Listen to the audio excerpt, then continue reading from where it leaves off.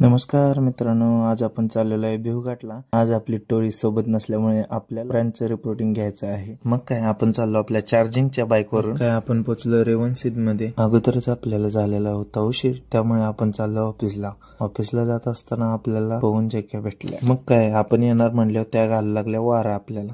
आपण पोचलो बघता बघता खानापूरमध्ये। खानापूरमध्ये तळ्यातला विषय तुम्हाला माहितच असेल।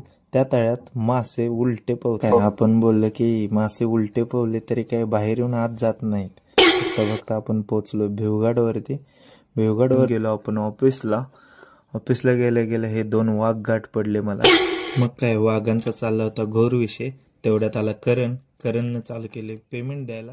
काय आपल्याला लागली होती भूक म्हणून घेतला आपण जेव। आपण होतो डाएट वरती म्हणून आपण घेतलं थोडंसं जेव। आणि ज्या कामासाठी आलो ते घेतले रिपोर्टिंग। सारखंच रोहनचं रिपोर्टिंग बघा सोनू भाऊ कसं तिकलो रोहन झालं होतं सांगलीला। त्याच्या लालपरीचं होतं काम म्हणून गेला होता 1 कोटीचा विचार। मग काय भयानं आणली होती भांग म्हणून भांगवर पडणार गुण जरा जास्त होतं म्हणून आम्ही गेलो। सोनू भाऊन किशोरने घेतला होता सर एकदा चांगला बोले।